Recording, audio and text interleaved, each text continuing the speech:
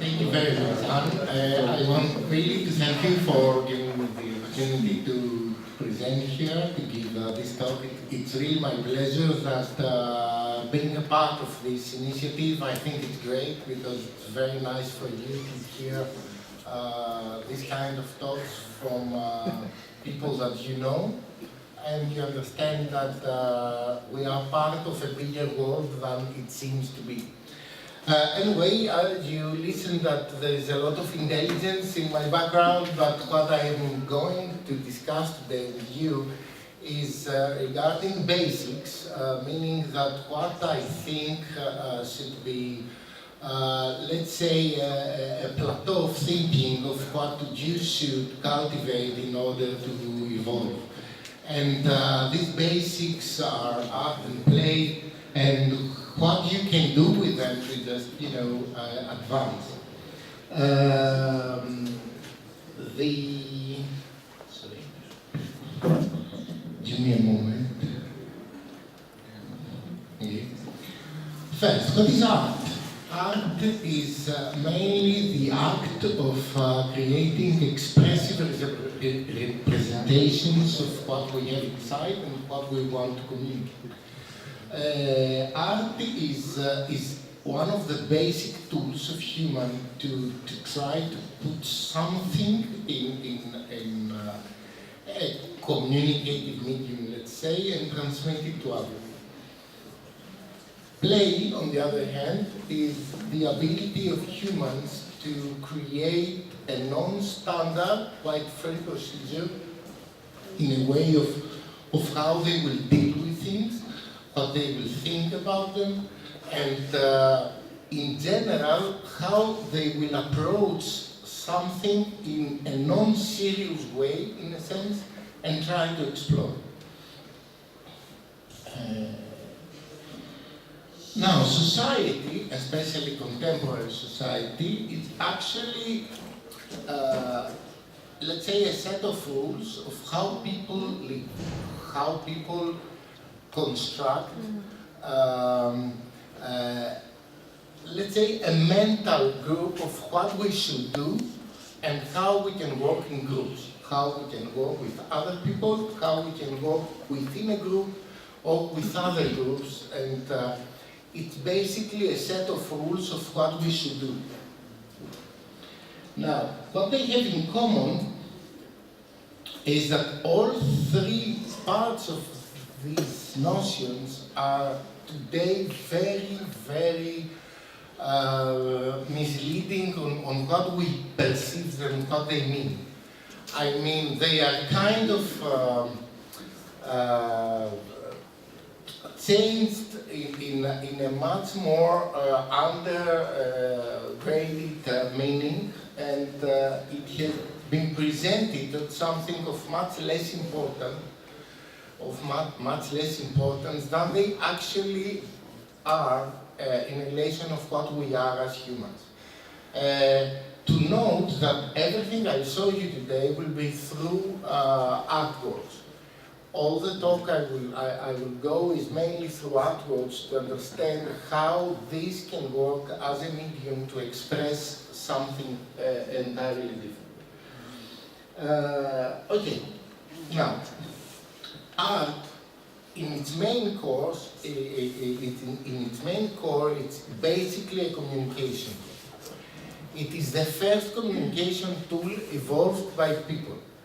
It is something that before that, people actually could do it only with gestures or, other kind of, body functions. But mainly art is the first language that we have as human, that we start to communicate with each other.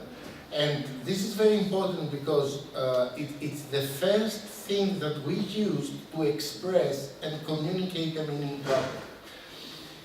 This is something that was so important to people that it's actually, we have so little things from the past. And art is one of the basic things that we actually can understand culture, society, and what people think. And this is the way that they actually expressed how they felt, their sentiment, or their logic. They expressed what they did. They could have dense meaning. They could put a lot of meaning in this because it's visual communication. That means that you don't have to write words. You understand something as a whole. And since today, you can actually depict something very complex with many layers of information and actually manage to not only give a message that it's logical, meaning that you understand the message, but it's also emotional because it also communicates feeling. Now, the reason that art now is something more of a luxury is because all these years we have a kind of diminishing its importance in the future. Meaning that what they are doing, you see here that they conceived art as a political weapon. So art it's not anymore as important as it should be, as a communicative tool, and became something of a luxury for people because you don't need it. It's something that it's just something added in your life. It's not important, so you can skip it. In a way, it is promoted is that you are all alone. You are all alone to do whatever you have to do, and you are alone to actually manage it.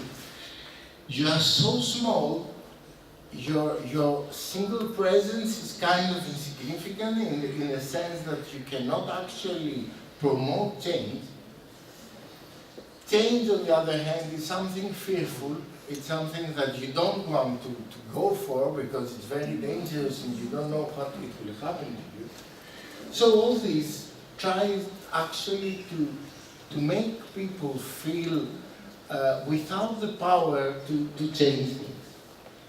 But on the other hand, society is life, right? It's something that you always do. You are always in this kind of a group of people that everybody has a part in it, and an important part. And it's inside us to work as groups. It's inside us to be part of people because we are pack animals. As mammals, we evolved as people that we want to be with other people in order to not only communicate what we are and what we do, but also they give importance and meaning to us. And we love to participate from even our younger ages. And in general, I will go a lot in the younger ages because I think that there we see these basic kind of instincts we have as human and we gradually lose, that we act and we engage in things very freely and shows what we really are.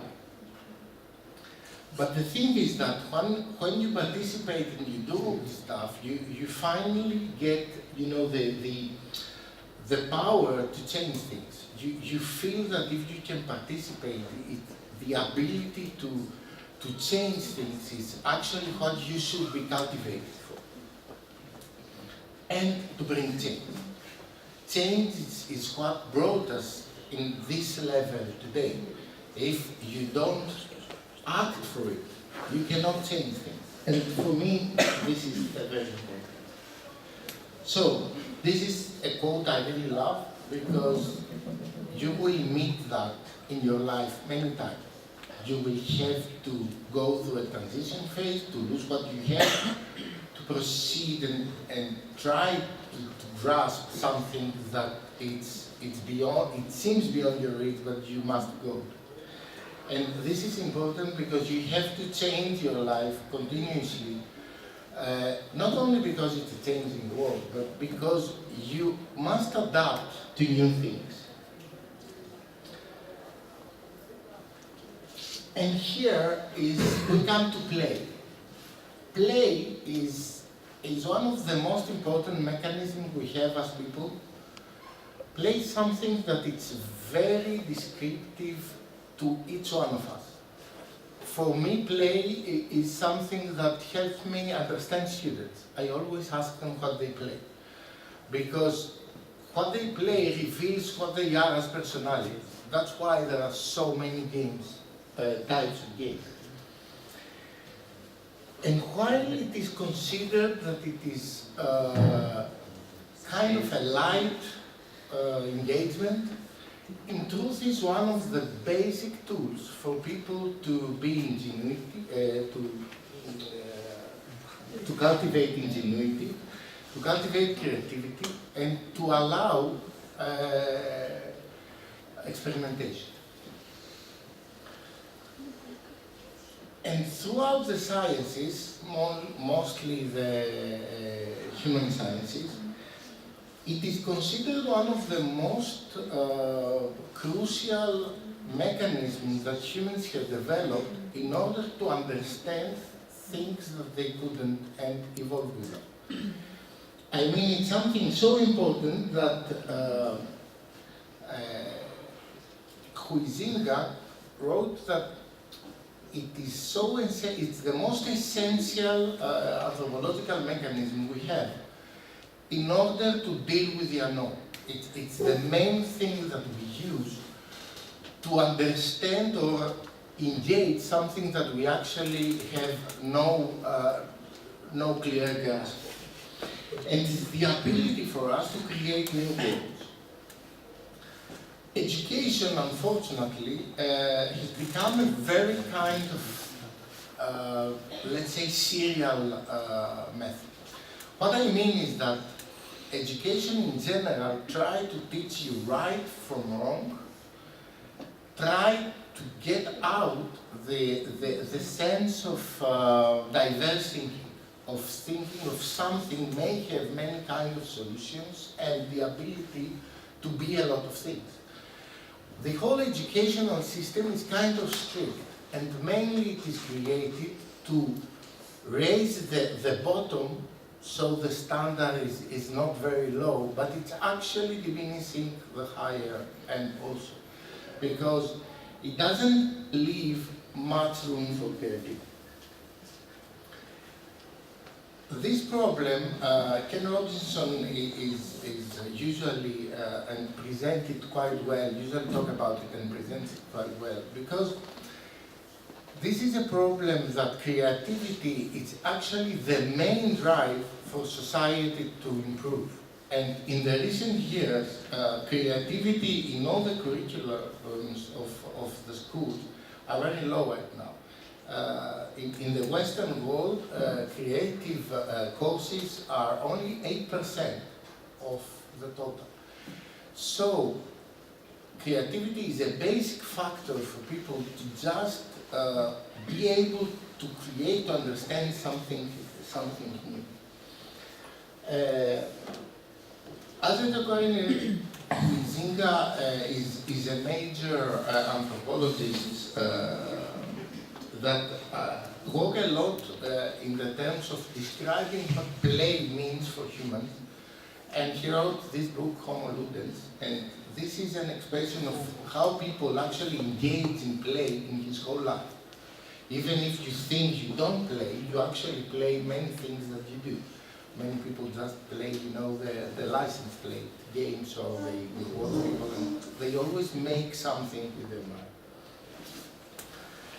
Talua, on the other hand, described the play as having some main characteristics, meaning that it's free.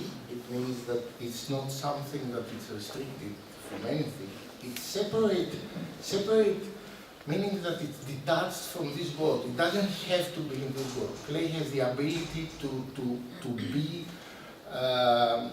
You can play in any time, any place that you can create this. It's not something that's meant to be specifically fixed on something. It's uncertain because you don't know exactly how it will turn out. It's orderly because it must have some rules, so it means that you have a framework to work with it. It's careless because you don't have to produce something, so it doesn't. it lets you be free in the sense of what you actually will achieve with it. And it's extraordinary because actually it lets you live in places that you may haven't lived before. I mean, it's extraordinary in the sense that it can take you, it can travel you without not moving a step and actually be in places totally different than you experience. It can teach. It can teach entities, it can teach meanings, it can teach relationships. So through game, you can learn things and then understand how they work together. And basically, it helps you understand the unknown. Through play, humans, through endless generations, worked on how, through play, on how to understand the world that they really didn't know well. So play was the main mechanism with it, to deal with it, to learn with it. That's why we have so many expressions regarding learning the world, that it's through playing with it a bit, in order to understand. And even hunting, it's called gaming in English, because actually it's something that you learn how to deal with it. It's through play, you make simulations in your mind that you actually have the ability to then materialize. It also helps us understand paradox and what it is, or surrealism, and how this can exist, and all of that things give you actually ideas of how to better understand yourself, okay, and understand the semantics of what you are. Now, why this is important? Because if you understand who you are, this means that you will be much better people to perform. I mean, we live in a society that it's very difficult to actually appoint yourself who you are and how other people want to perceive you. This means that, you are all in Facebook and all this stuff, and you create the persona that you want to project, many times different than what you actually are. And it's very dangerous for you to just get in a trap where you want to present something that you're not, and try to do things that you don't really care, but you think it's very important for the other. And in this sense, you cannot work and you cannot actually project your abilities because this is not synced with yourself. So knowing yourself is something very important. And know how to lead yourself to transition, to change, to expand, to transcend to something new. Now, as I said before, game is something that has a lot of traits. It's not one thing.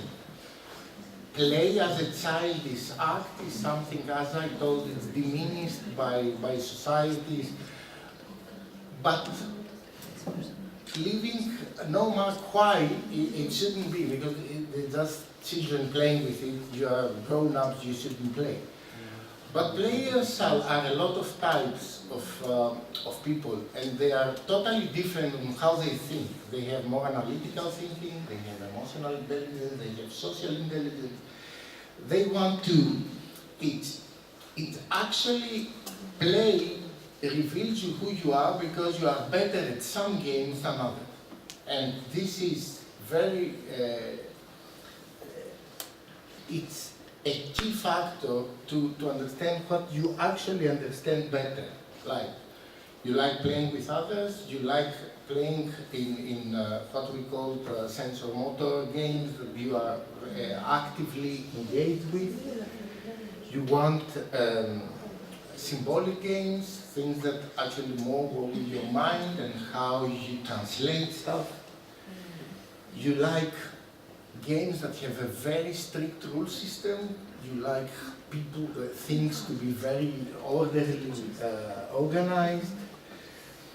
You like syntax. You like playing with entities that they engage with each other, with special relationships.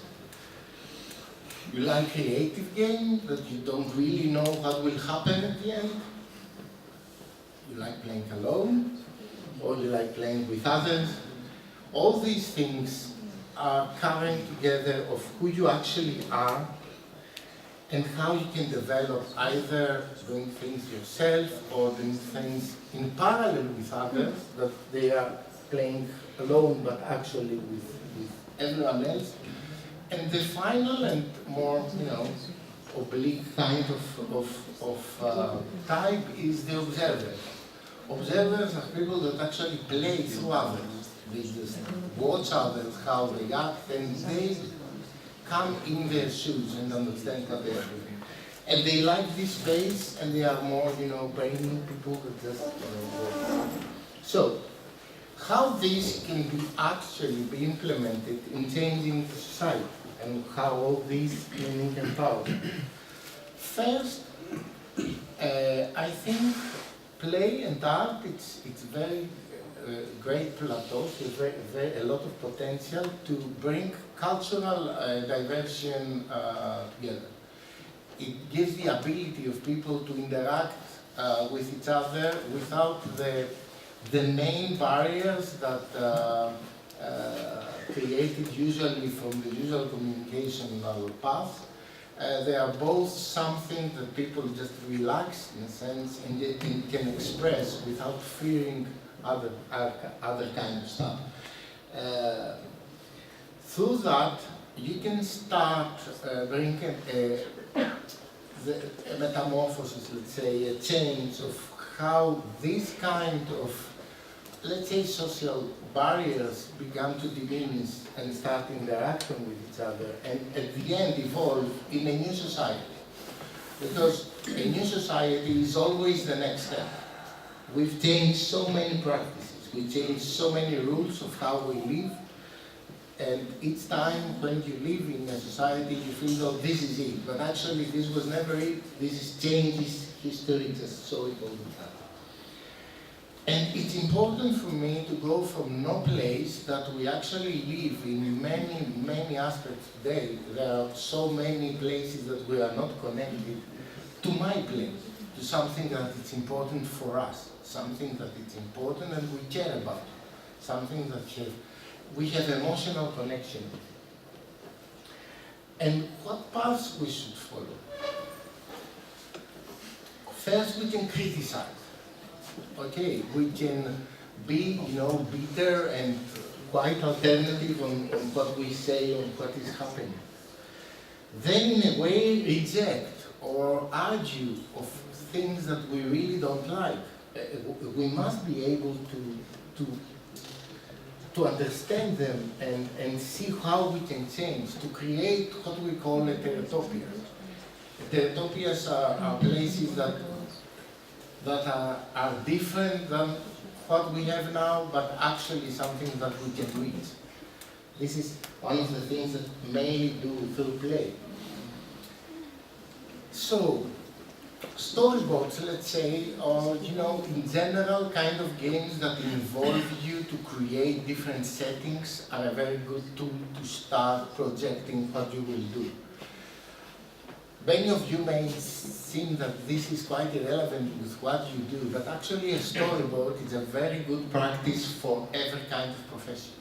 I mean, what you want to do in the future or in a specific course, if you create the images of how this will go to develop, it's a very good tool to understand where you want to go and picture it. Moving in more deliberate steps to what you would like to do rather than an abstract notion, okay, I will just finish this code, I'll just follow it. I mean, creating a storyboard gives a sense of play, but also art in how you will express it, and play of how you will create this kind of narrative. Because it's a narration of your life and what you want to do. You will use your imagination. You will think of stuff that are not really happening. Many of them will be quite sarcastic or funny. You will be expressive on what you do, so you will start being more accurate on what you want to show, what other people want to perceive of your work. You can mix reality with the imaginary. You can create something that actually is founded in reality but extends to imaginary. And at the end you can be immersed in this reality, meaning that being immersed, you start living what you want to materialize. And it will help you bring it to your scale, meaning that you bring it closer to what you actually want to do, and you will be able to represent it in reality. And in this sense, you will bring your own futurism. Futurism was one of very strong movements in the start of the 20th century of how society will change. It was one of the more radical kind of movement regarding how we'll adopt to a new society where science, where mathematics, physics, but even psychology has changed, and now we learned amazing stuff at that period, changing from 19th to 20th century. Was a period when we have, from letters we went to telephones, from horses we went to cars. So imagine the change in society at that moment. Actually, it was more radical what we experience today in relation that it's the information era, because imagine people just seeing things that was totally out of their imagination. So, how we can actually apply all this, how we can change society. First, for me, is you have to understand each one better. I mean, it's so important for you to understand who you really, what your inclination and what your personalities are, because it's, for me, it's crucial to follow this kind of path. Second is to be engaged in activities that brings you in collaboration with a lot of people, even doing something that is quite crazy, but actually explore your limits of what you can do. Then start acting in changing your immediate surroundings. You can always do things to make your day better. It's very sad for me to see so many people expecting from other people to save them. You can create your own places, you can create your own things on how to change stuff, on how you want to live your life and actually materialize and live the extraordinary. And I finish just showing you our work with schools. We work a lot with schools because we actually believe that at the age of, mainly the age of first, not first grade, anyway, 7 to 12, at that point, kids have the ability, they are still open-minded, and they have the ability to build kind of characteristics to change. And you see here a design by a girl of how you can, how the work can be depicted. And we work a lot with participatory projects when they did actually change their environment. They create simple stuff, but change their everyday life. They understand that if we can design together something, they have the ability to change what they live. They show extreme love for them, even if they seem trivial, but they actually can change their everyday life. To change the way you see your everyday life is one of the most important factors to bring empowerment, even if we usually think less of it. It doesn't seem important, but it's very, very important. It gives you tremendous power to do stuff, to change, to understand that it's your actions that can change. And here you see different projects, others with small environments. Here you see making it that can actually play piano with fruits. So, to close this talk, first, this quote from Andy Warhol that while they say that time changes things, actually you change. Time is how we perceive it change, but people themselves have this ability to do stuff and change the world to something they imagine.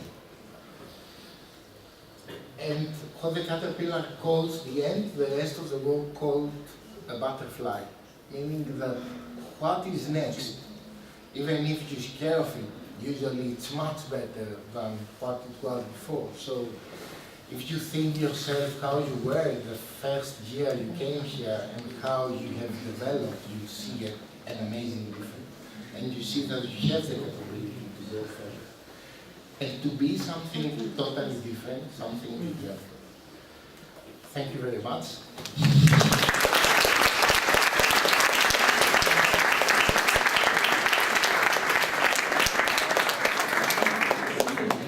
I don't know if you have any questions.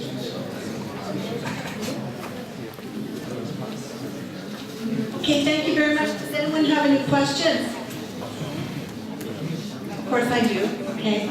So in Midadelga, we had a unit talking about creativity and engineering. And those of you who watched it will remember on the Moodle class, we had a video by Ken Robinson, who deals with creativity.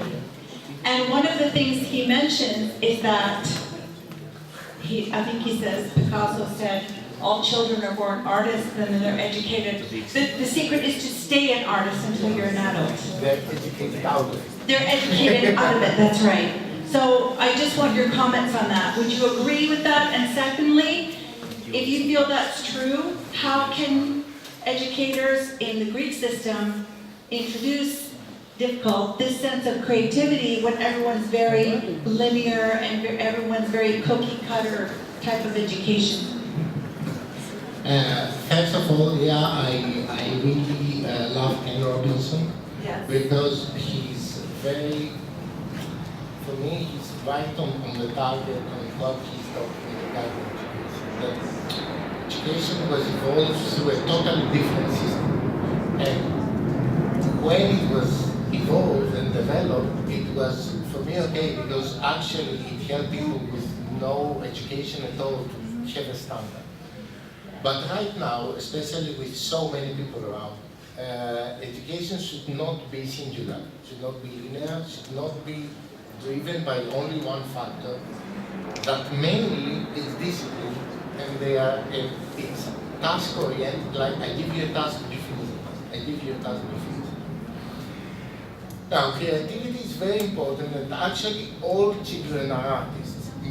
These artists live in everybody, inside them, even if it's brutally hit and hindered, but actually they are in them. But we have learned not to allow it outside because it's wrong.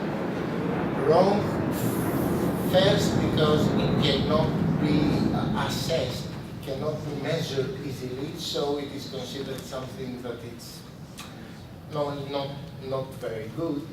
And the other is that it's kind of childish because it's not productive. Production is one other aspect that it's, for me, endangering our ability to express, and we allow it. That's why we say you sing in the shower. You allow yourself to be exposed in a very confined environment, but you have it inside. You would never sing outside. You will do it only in a closed environment. So, creativity is something that can be explored and can be go through schools, because a lot of educators, in my experience, have this tendency, but the program is quite limiting on how to express it. The reality is that not only Greece, many countries have this problem. And the reason that the problem exists is that mainly it's because it's not measurable. Did we actually cultivate creativity? I mean, do you have a grade on that? How this can actually be assessed in a labor market? But the funny thing is that someone with creativity cultivated he would be much better in whatever job he will do than a person that he's not. A person that he's not, he just do the job. It's digital, it's 1-0. It's nothing in between, and it cannot exist. It can never think of something new. It's not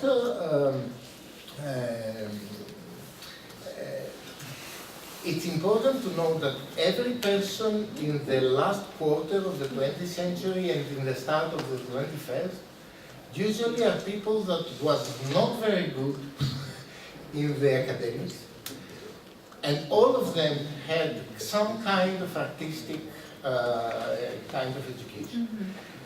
Because creativity, it's something that it's the ability to see something beyond the expected. When you are within the framework, you will always see the expected. So, the change comes, at least for us, with bottom-up process. I mean, you start changing things and try to learn people through a more immediate relationship of how they can do it and to participate. I mean, regarding, we are beginning a project with urban games. It's actually role-playing in the streets, and after we play the games, we start thinking of the semantics of the city and how we can change the city to look more like how we imagine it through the play. So you use this because in this way you let free yourself, because if you think as an architect, you start saying things that we say as architects. But if you go through play, you go through a totally different scope, and you can do and explore stuff that you may probably didn't even imagine. And you suddenly start to understand a new kind of semantic mapping of what's important or what's not, and who should you intervene. And suddenly you have a totally different aspect of how the city is. But this is for architects, but this could go to many others. I mean, my kind of integration of digital technologies in our work and how the IT develops and changes the environment we live in. In Athens, we're in discussion with the Athens Digital Lab on how we create projects with integrated IT in the everyday life through this kind of processes. How you can understand it, because right now you think of it through your phone, but the phone is a closed thing. It's not something you actually allow. It allows you the freedom the phone gives. I mean, it's not something you develop. Yeah, so you may develop wearables and other stuff and communicate between people without this kind of framework that someone else set for you. So smart city, we discuss, it's not only infrastructure that knows, how the power grid is going on, but it connects people beyond the level of structured, let's say, networking, and create their own kind of ability of explore what they can do. But all these are much better for play, because if they see it as work, and I know a lot of computer scientists or computer engineers that have developed to create a killer app, for me, they have so small chances to do it if they think it as work and how it will achieve. If they think it as play, they have much better chances to do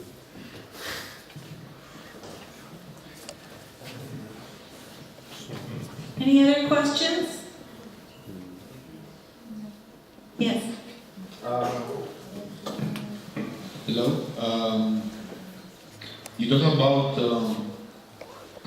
cities and urban areas, but how do you envision or how do you perceive integrating creativity in a workplace, like a company or somewhere that people right now are working in a box in front of a laptop?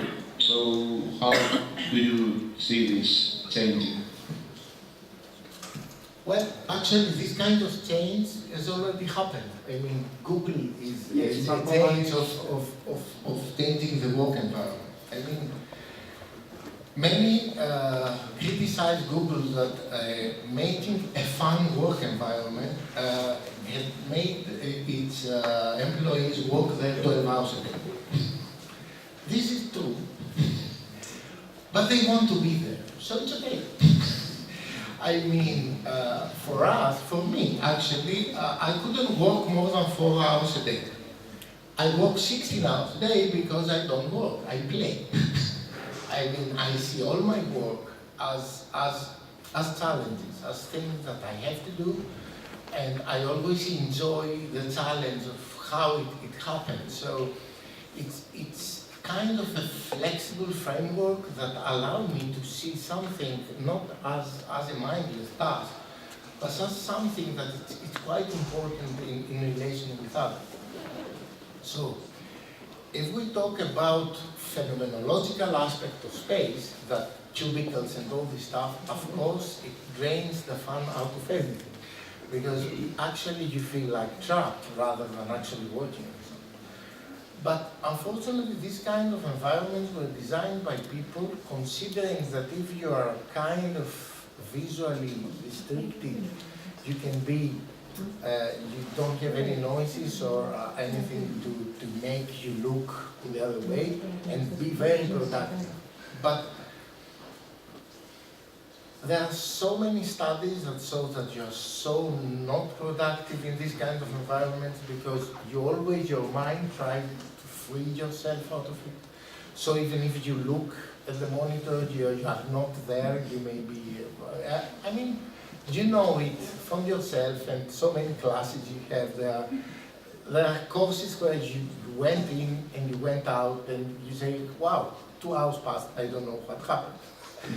Because your mind was traveling elsewhere, I mean, but your mind traveling elsewhere means that you need that, means that you need a change. So the change for me is, as I said before, if you know what you want to do, you wouldn't go to work in such an environment, and then the next person and the next person, and the people having a company like that will get the message that this won't work.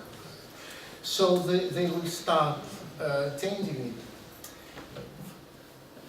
If I could point a reason why the environment usually is dull, is because, as I said before, there's so much kind of pressure that you have to find a job, whatever it is, regardless of if you really care, because the most important thing is to have a job or you make some money. That makes you compromise with the least.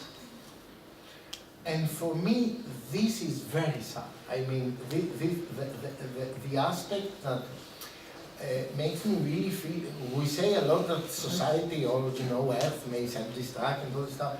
Earth may self-destruct if we suicide out of boredom.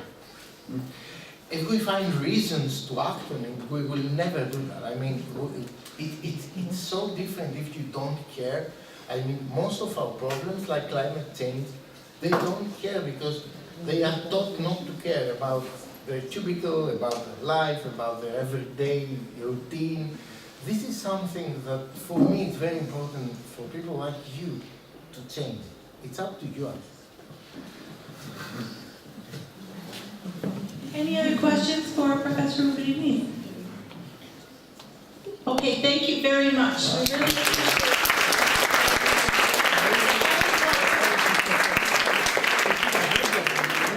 I hope you enjoyed it.